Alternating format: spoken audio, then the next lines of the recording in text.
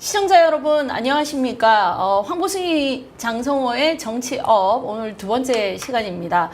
역시나 뭐 장성호 교수님 나와 계신데요. 네. 우리 들어가기 전에 정말 이 정치가 업그레이드 됐으면 좋겠다. 안 되면 싹 갈아엎자. 네, 네. 이 지금 절박한 심정 아닙니까? 네. 그래서 구호를 다시 한번 시작하기 전에 구호를 한번 외치고 네, 네. 네, 시청자 여러분들도 같이 해주시죠. 황보승이 장성호의 정치업. 네. 제발 좀 업 할 수 있었으면 네. 좋겠습니다. 어제 저희가 그 헌법재판소에서의 그 7차 심리까지의 어떤 핵심 내용 요걸 좀 짚었잖아요. 네. 조금 이제 저희가 못 짚었던 게 신원식 전 장관의 이 증언 부분 요걸 좀 짚어야 될 것 같아요. 이 하이브리드 전에 대한 얘기가 나왔지 않습니까? 네. 그 신원식 국가안보실장이 그때 당시에 네.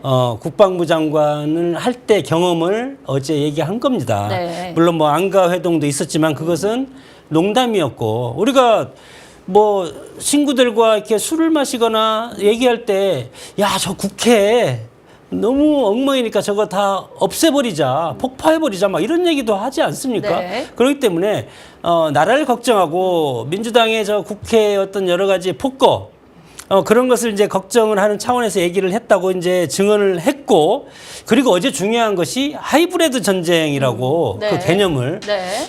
얘기한 것이 뭐냐면 헌법 제 77조에 보면은 비상계엄의 선포 요건이 뭐 국가 비상사태, 네. 내란과 외환과 그에 준하는 국가 비상사태에 준하는 네. 여러 가지 상황일 때 대통령은 비상대권, 비상계엄을 선포할 수 있다. 네. 이렇게 돼 있지 않습니까? 네. 그렇기 때문에 아주 중요한 것이 하이브리드 전쟁인데 이것을 소위 말해서 복합전쟁이라고 합니다. 현대에서. 이것이 2022년에 윤석열 대통령이 이미 하이브리드 전쟁에 대해서 우리가 대비를 해야 된다. 이렇게 발표를 했었고 네.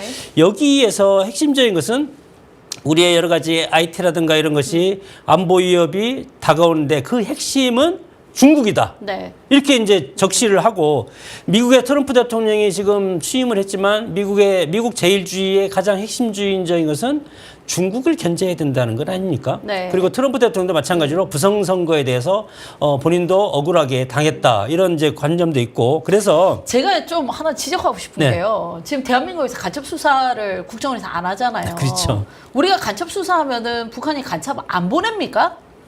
그리고 중국이란 나라가도 지금 뭐 미국을 제치고 자기들이 세계 뭐 저 1위 국가가 되려고 엄청난 지금 뭐 전략을 세우고 뭔가를 하고 있는데 사실은 이 한반도는 굉장히 전략적 요충지잖아요. 우리 대한민국을 더군다나 북한을 머리에 이고 있는데 중국이 가만히 놔둘까요? 그리고 이제 김영민 한명 그렇게 생각하는 것 자체가 이건 너무 아니한 생각이죠. 그러니까 말씀처럼 하이브리드전. 중국에서는 공식적으로 비공식적으로 계속해서 우리나라를 놔두고 뭔가를 하고 있다는 거. 지금 그걸 대통령이 우려하는 거 아닙니까? 그 중국에서 이제 드론이라든가 기물 유출 상당히 심각하고 네. 이제 국정원에 가보면 치열하게 지금 뭐 정보전이 이제 치러지거든요. 네. 그것이 국정원 상황실에 가면 거기 다 떠 있는데 네. 일반인들은 공개가 안 됩니다. 네, 네. 제가 과거에 국정원 자문위원 할 때 네. 안에 들어가서 보니까 정말 그 중국 주변하고 네. 우리나라 주변하고 전쟁입니다. 전쟁. 이런 것이고 이것이 이제 소위 말해서 회색 전쟁이라고 하는데 네. 허위 선전 선동 있죠. 그리고 각국의 선거 개입 있죠. 네. 사이버전 있죠. 정보전 있죠.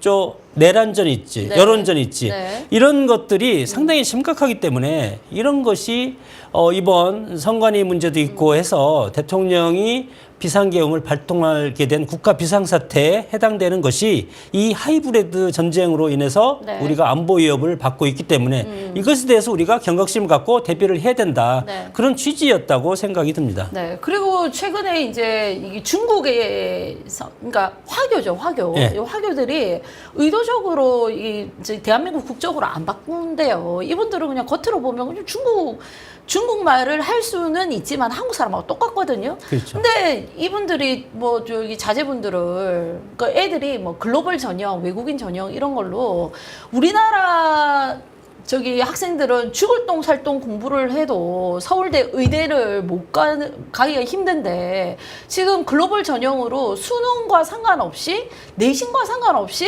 화교들이 지금 서울대 의대를 가고 그 다음에 로스쿨 마찬가지라는 거예요. 그래서 이분들이 대한민국에서 합법적으로 법조인으로 활동을 하고 의사로 활동을 하고 정부 요직에서 활동을 한다. 이런 지금 뭐 내용들이 많이 나오거든요.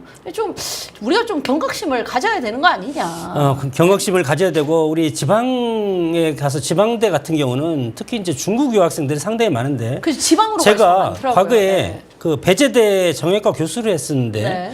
그 배제대 정형외과 저기 교수할 때도 마찬가지로 중국 유학생들이 상당히 많은데 네. 이 학생들의 이 생각을 보면은 아주 미국에 대해서 적대적인 감정을 갖고 있습니다. 네. 그만큼 세계 패권이 미국과 중국이 이렇게 연계돼서 지금 싸우고 있는 그런 시점인데 우리가 그 사이에 있는 것 아닙니까?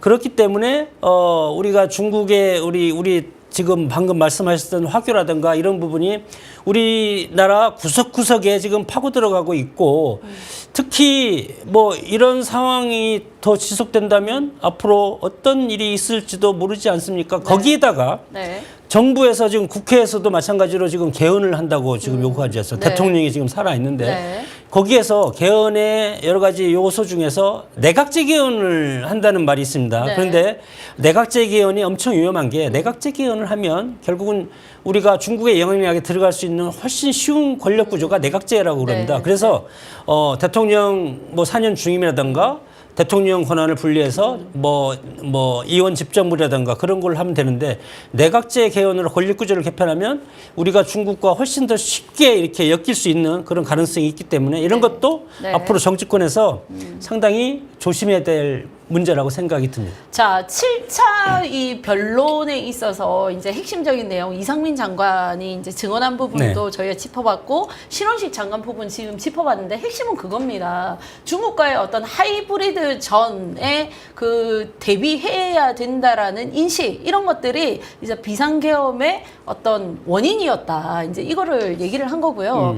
그리고 어제 대통령께서 제가 오늘 이제 뭐 자료 준비하면서 그거 포함 안 시켰는데 이제 추가로 좀 말씀드리고 싶은 게 그 탄핵 소추단에서 네. 대통령한테 대화와 소통은 노력하지 않고 계엄으로 이걸 일시에 해결하려고 했던 거 아니냐 이렇게 지적을 했어요. 네. 그랬더니 이제 피청구인인 윤석열 대통령께서 얘기를 하셨습니다. 그 내용 혹시 보셨습니까? 네, 봤습니다. 국회에서 얼마나 모욕을 당했는지 내가 대화와 소통을 하려고 했는데 안 된다. 그거 한번 짚어주시죠. 그 지금 법사위원장이 정청래 그 법사위원장이 국회 측 탄핵소추 대리단 대표입니다. 뭐 대통령을 뭐 사형시켜야 된다 그런 말까지 막말까지 하고 본인은 뭐 미국 문화원 점거 때 그 점거를 해서 사제폭탄 들고 들어갔잖아요. 사제폭탄 들어가고 네, 뭐 불도 그리고 지르고. 이 뭐 도끼인가 뭐 이렇게 또 연장에다가 이걸 손잡이를 해가지고 뭐 들어갔다는 그런 것이 이제 보도를 통해서 나오는데 그 대통령이 어제 무슨 말씀을 하셨냐면 민주당이 해도 너무하지 않았었냐 퇴진과 탄핵 주장을 178번 했다. 네. 근데 대통령이 어떻게 얼마나 한이 맺히면 구치소에서 민주당이 그런 여러 가지 선동 정치를 세고 있었겠습니까? 네. 그래서 178번 심지어는 취임하기 전에 탄핵 얘기를 끄집어냈었다는 거예요. 그러니까요. 그리고 저도 국회에 있어서 알지만 이제 시정연설하러 대통령 오시지 않습니까? 그러면 야유하고 심지어는 대통령 악수하려고 그러면은 손 거부하고 그다음에 대통령 얘기할 때 뒤돌아 앉아 있고 그다음 뭐 심지어는 이게 22대 국회 시작해가지고 아마 시정연설 때였던 것 같아요. 민주당 의원들 전체 퇴장을 해가지고 그 국민의힘 의원들만 앉혀놓고 시정연설을 했었던 거 아닙니까? 아니 의원님도 정치를 했고 나도 정치를 했잖아요. 해도 너무해요. 아니 우리는 그렇게까지는 우리가 안 했어요, 문재인 선거 때 재미있는 얘기를 제가 하고 싶은데 선거 때 제일 어이가 없는 게 뭡니까? 명함을 주는데 명함을 탁 치고 가는 사람이 있죠. 네. 그리고 또 명함을 주면 명함을 꼬깃꼬깃 해가지고 얼굴에 던지는 사람이 있습니다. 보는 앞에서 쫙쫙 보는 사람 찢어가지고 찍고 던지는 또 사람들이 침 있어요. 뱉는 사람 있죠. 네. 그러면 야 내가 진짜 이런 정치를 내가 왜 해야 되나?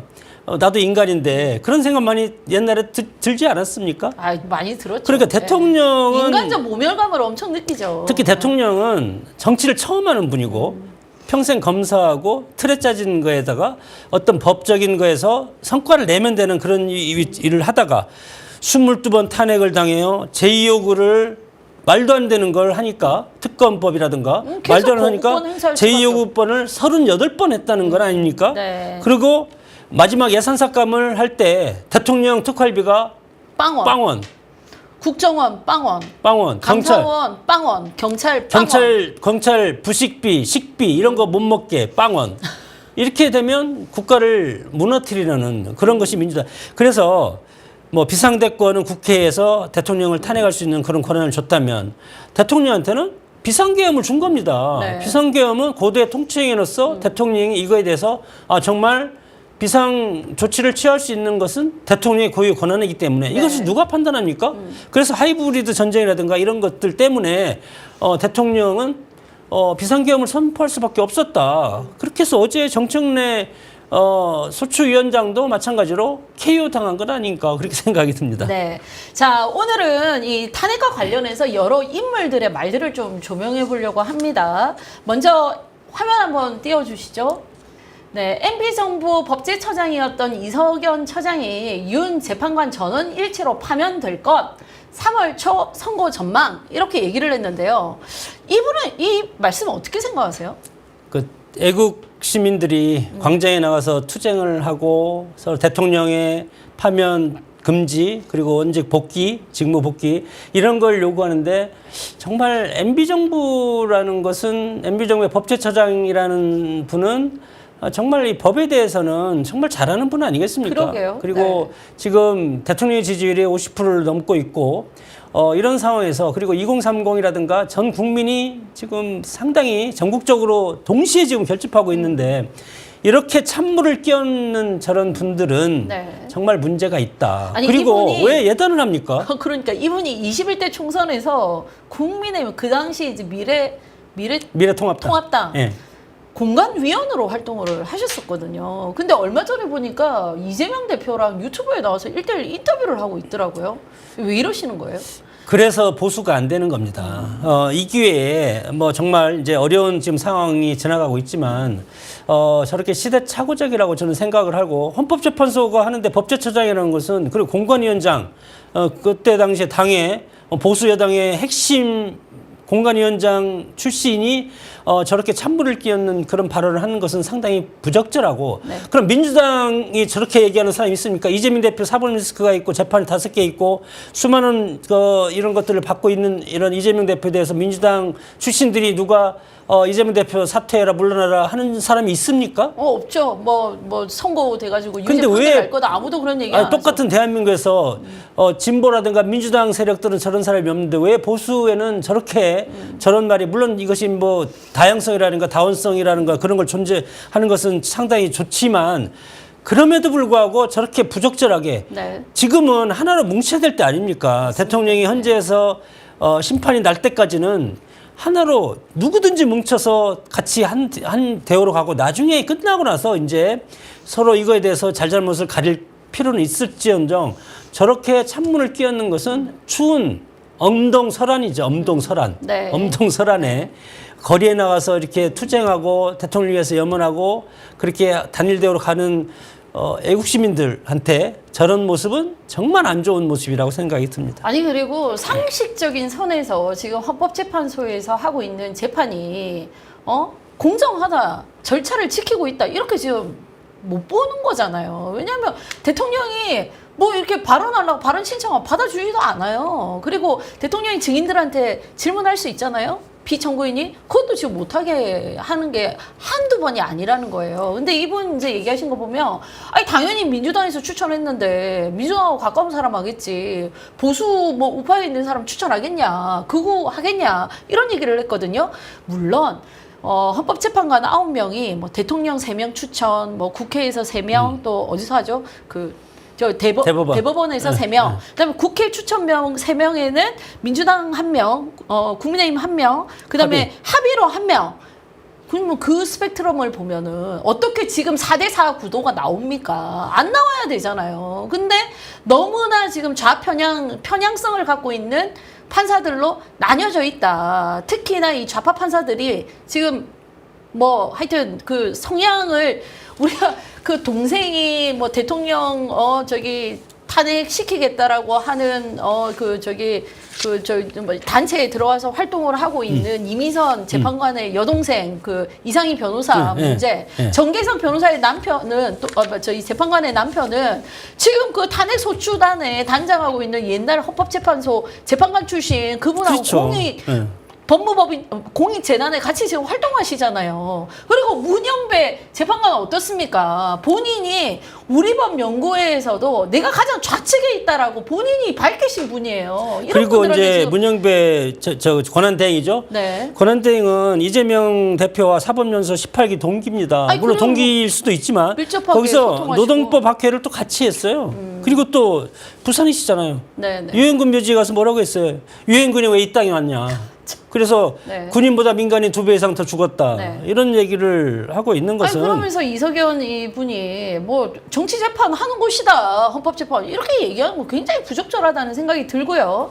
자, 다음은 인권위 전원위원회에서 10명 중 6명 찬성으로 안창호 위원장 주도로 윤석열 대통령 탄핵 심판 방어권 보장 안건을 통과시켰습니다. 이 안창호 위원장 이분도 헌법재판소 재판관 출신이시죠? 예, 헌법재판관을 2012년부터 2018년까지 했고 하셨네, 6년이나. 그리고 예, 6년이고 그치, 임기가 6년이고 임기니까. 인권위원장을 2024년에 했고 네. 서울대 사회학과 출신입니다. 그리고 네. 대전지검장도 했고 서울고등검찰청장도 했고 그리고 포괄적 차별금지법 공산주의 혁명의 수단으로 했다. 이런 것을 이제 상당히 비판한 네. 그런 정말 국민의 인권에 대해서 네. 일가견이 있고 평생 이런 것에 소신을 갖고 살아온 어떤 인권위원장인데 네. 이분에 대해서도 지금 민주당에서는 탄핵하겠다고 뭐 지금 난리지 않습니까? 도대체 왜 탄핵만 계속하고? 자기들하고 생각이 다르면 탄핵당해야 됩니까 무조건? 그러니까요. 이게 자유민주주의 국가입니까? 도대체 그래서 더불어민주당에 민주가 없다는 거예요. 그냥 더불어끼리끼리 그냥 그렇죠. 지금 같으면은 독주하는 정당 이렇게 평가를 해야 될 것 같고 12월 23일 날 사실은 이 인권위에서 이 대통령이 재판받는 과정에서 인권 방어권 보장해야 된다 이 안건 통과시키려고 했는데 그 당시에 좌파 진영의 인권위 뭐 내부 직원들이라든지 시민단체 항의로 안건이 기각됐습니다. 이번에 2차 때 2030 그 우파 진영 청년들이 인권위를 지켜서 통과됐다던데 언론에 이런 내용이 안 나오거든요. 네. 화면 한번 보시겠습니다. 헌법적인 권리가 아니라 지금 싸움 일어날까 아 몰라요. 난 싸움 일어나는지 안 나는지 누구신데요? 뭐 되세요? 예, 뭐 되시는데요? 여기 지금 싸움 우리를 통제하고 있어요. 뭐 되시는데요? 안녕하세요. 이건 아니 그게 아니라 동생 뭐예요? 지금 이제 안 보는 겁니다. 아니 뭐 하시는 거예요? 못 들어봐요. 아니 저기 뭐 하시는 거예요? 왜 가보세요? 잠깐만 제가 이제 안 보여요. 네. 13일 날 네. 이걸 상정을 하려고 하지 않았습니까? 네. 윤석열 대통령 방어권 보장 안건으로 상정을 하려고 했는데 네. 방금 저 화면에서도 우리가 봤듯이 시민단체하고 인권위 직원들이 거세게 막아가지고 네. 그때 불구속 수사, 네. 방어권 보장, 네. 계엄령은 대통령의 고유 권한이다.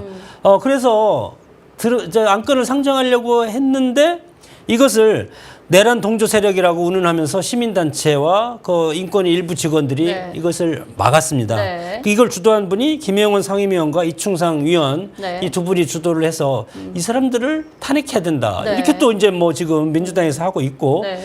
그래서 그때 그렇게 됐기 때문에 2030 청년들이 이제 재상정을 할 때 네. 지금 인권위에 몰려가서 네. 지금 회의장을 막고 그 방패를 들고 시민단체들이 못 들어오게 막고 네. 그리고 들어가는 사람들 신분증도 확인하고 인권위 직원이라든가 관계자 위원들은 이제 들여보내고 그렇게 한 것이 이제 저 사태인데 교수님도 나가셨다면서요? 네, 저도- 화면 한번 보시죠. 네.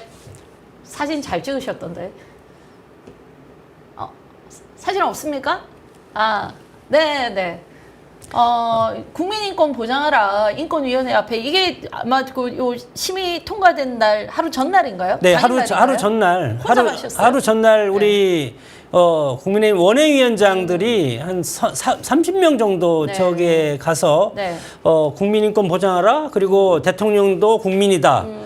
대통령 인권을 보장하라. 그 네. 두 개의 피켓을 들고 항의 사원에서 일단 하고 네. 그 다음 날이 상정이기 때문에 전날 이곳에 가서 먼저 여러 가지 항의 그런 모습을 보여주고 네. 위원장들이 그 다음 날도 현장에 가서 네. 이런 것에 대해서 현장에서 질서 유지도 하고 네. 우리가 이것이 원만하게 통과될 수 있도록 네. 우리 원외위원장들이 이거에 대해서 힘을 쓰는 네. 그런 작업을 했습니다. 요새 보면은 국민의힘 내 현재 국회의원들보다 그나마 이 원외위원장들 활동이 굉장히 적극적이시고 또 그 많은 보수 우파 시민들, 자유 우파 시민들 눈높이에 좀 맞춘 행보를 하시는 거 아니냐. 사실은 원외위원장들 활동이나 또 저런 2030 청년들 활동이 없었더라면 이날도 이 인권위 전원위원회에서 이 안건이 통과됐을지 의문이거든요, 사실. 그렇죠. 네. 지금 사회 곳곳에 얘기 들어가 있고 특히 우리 국민의힘의 현역 의원이 108명입니다. 네. 그리고 지난 총선에 우리가 패배를 했기 때문에 원외위원장들이 한 120명 되는데 네. 여기에서 110명도 또 갈라졌습니다. 갈라졌어요. 갈라졌어요. 친한계도 있고. 뭐 친한계가 원래 한 회장이 친한계 대표 예. 저기 김종혁 그 김종혁 위원장이 이제 위원장, 예. 대표하다가 한동훈 대표가 들어서니까 거기에 이제 회장으로 있다가 거기에 최고위원으로 임명주 네. 최고위원으로 들어갔는데 네. 지금은 아예 활동을 안 해서 네. 우리가 탄핵 반대 윤석열 대통령 탄핵 반대 위원장 모임을 만들어서 탄당모라고 합니다. 탄당모. 탄핵 반대하는 위원장 모임. 네. 그래서 80명이 나와 있습니다. 아. 그래서 80명이 네. 현역 의원들이 못하는 것을 우리가 열심히 지금 그 안에 뭐 공보팀도 만들고 법조팀도 만들고 네, 네, 여러 네. 가지 내부적으로 또 조직화를 해서 네. 지금 대통령 탄핵이 부당하고 대통령이 빨리 직무에 복귀해야 된다는 그런 활동을 현역이 지금 대놓고 못하니까 우리라도 열심히 하자. 그래서 열심히 하고 있습니다. 그래서 그 79분이죠. 제가 기억하기로 80명. 그 공수처장 네. 고발장 접수한 건 79분이 네, 하신 네, 거 맞습니다. 아닌가요? 예. 그렇죠. 네. 그 앞으로도 더 적극적인 활동 지켜보시는 국민들이 많을 거라는 생각이 들고요. 네. 이번 토요일 15일 날도 집회를 네 곳에서 합니다. 네. 공수처. 왜 공수처에서 할까요? 불법 수사했죠. 네. 공수처는 네. 대통령을. 그리고 불법 체포했죠. 네. 그리고 불법 구속했죠. 네. 그렇기 때문에 공수처에서 항의를 먼저 하고 토요일 날. 아. 그리고 거기 김태권 애국열사가 지난번에 분신하신 분, 네, 네. 거기도 추모를 시간도 갖고, 네. 그리고 두 번째로 가는 게 이제 서부지방법원을 갑니다. 네. 서부지방법원에서 대통령 그걸 글로 가서 구속영장을 발부받지 않았습니까? 네. 그래서 지난번 서부지방법원 사태도 있었고, 네. 그리고 마지막에는 이제 헌법재판소로 가서 탄핵의 편파성, 탄핵 심리를 공정하게 해라. 네. 그렇게 하면서 서부지방에서 애옥의 충정로, 서대문역, 광화문역, 종강역, 안국역, 헌법재판소까지 여기에 각 이제 당협위원회에서 뭐 몇십 명, 어떤 때는 100명, 뭐 50명 이렇게 해서 전부 모여서 지금 이것을 신청을 해놨습니다. 거리행진을. 집회, 거리행진. 네, 진행을 해서 그 다음에 이제 광화문 집회라든가 이런 데 참여하려고 합니다. 네. 지금 이 화면을 한번 먼저 띄워주시죠. 친한계 초선 우재중 국회의원이 플랜 B 차원에서 조기 대선을 준비해야 된다라는 발언을 했어요. 지금 원외 당협위원장들 활동하는 거에 비하면 너무 상반된 활동을 이 현역 의원이 하고 계신데 이게 지금 국민의힘 전체 의원들 대변하는 내용입니까? 글쎄 우재준 의원이 초선이고 1988년생이더라고요. 그래서 네. 대구 북구 갑인데 뭐 정치를 몰라서 그런 건지 아니 이분이 무슨 국민 추천제 뭐 이런 네. 걸로 공천받으신 분이죠. 뭐 그런가 봅니다. 네. 그래서 윤석열 대통령 탄핵은 반대하지만 조기 대선 준비 필요하다. 대구는 공천만 받으면 무조건 당선되는 지역이고 너무 한가한 모습이 아닌가 싶고 대통령이 탄핵이 되면 정말 탄핵이 인용이 된다면 국민의힘 설당이 없을 겁니다. 네. 국민적 비판으로. 아니 그러면 자기들이 뽑아놓은 대통령을 두 번이나 앞장서서 지금 탄핵을 시키고 사실은 박근혜 대통령 때 우 탄핵은 국민 여론에 밀려가지고 촛불에 밀려가지고 그렇죠. 탄핵은 했지만 네. 그 뒤에 과연 과연 이 탄핵이 올바랐나, 바른 것이었나, 이게 맞는 거였나? 의구심을 갖는 분들이 많아요. 아니, 탄핵시킬 사유가 아니었다라고 하잖아요. 근데 지금 또 그걸 반복하고 있어요, 국민의힘이. 지난 박근혜 대통령 탄핵 후에 어떻게 나중에 결과가 어떻게 나왔습니까? 다 야당이라든가 국민의힘 아니 그때 당시 당의 일부가 30몇 명이 가가지고 완전히 날조된 그런 탄핵을 해가지고 나중에는 다 이것이 여러 가지 보면은 허위 선동에 의해서 탄핵이 된 거 아니겠습니까? 그 태블릿 PC도 깡통이라잖아요. 그러니까 깡통이고 아무것도 없고 일단 사람 죽이고 나서 끝이다. 이렇게 네. 하면 네가 알아서 살아와. 이렇게 하는 거랑 똑같은데. 아니 그래놓고 지금 대통령을 지키지도 않는데 나중에 조기 대선에서 재집권하겠다? 물론 지금 뭐 여론조사에 보면 워낙 윤석열 대통령 지지율이 50% 넘어가고 그다음에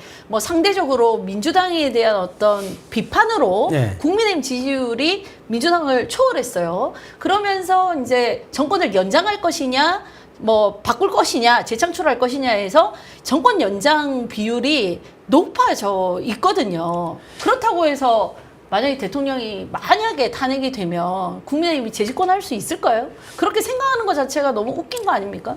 제가 한국 정치학을 전공한 정치학자인데 뭐 우리 정치 문화를 보면 중앙 집권적인 통치 체제, 과거에 왕정 체제가 있지 않았습니까? 그렇기 때문에 지금은 대통령입니다. 국민이 뽑아낸 최고 대통령이 과거로 하면 뭐 똑같은 등식은 어렵지만 네. 민주화 시대에서 대통령이 최고 권력자고 우리가 뽑아낸 대통령인데 이 대통령을 지키지 못한 자는 배신자로 그리고 국민들이 반드시 심판을 합니다. 이렇게 되기 때문에 이번 탄핵 과정에서 대통령과 관련돼서 대통령이 지금 열심히 변론하고 있지 않습니까? 네. 이거에 대해서 그 반대적으로 해서 대통령을 공격하거나 탄핵으로 몰아넣는데 동조하는 사람들이 있으면 네. 이런 세력들은 반드시 국민의 이름으로 이것은 심판을 받고 그것이 역사의 교훈이라고 봅니다. 이 대통령이 탄핵 심판을 지금 헌재에서 굉장히 당당하게 또 본인의 그 당시에 그 절박했던 거를 네. 잘 전달을 하고 계세요. 그러면 판결 나오기 전이잖아요. 대통령이 얘기하는 거에 대해서 우리가 귀담아 들을 얘기들 잘 들어보고 그거에 대해서 국민의힘 의원들은 힘을 실어주는 게 당연한 거죠. 판결이 날 때까지. 근데 뭐 지금 다 눈치 보고 뭐 이런 거는 정치를 업하는데 전혀 도움이 되지 않는다고 생각합니다. 그래서 아까 어제도 제가 첫 방송에서 얘기했지만 정치를 업하지 않으면 정치를 엎어버려야 되는 그것은 주권자인 국민의 몫이기 때문에 네. 국민들이 반드시 네. 심판을 하리라고 생각이 듭니다. 네, 오늘 방송 여기까지 하도록 하겠습니다. 네, 감사합니다. 네.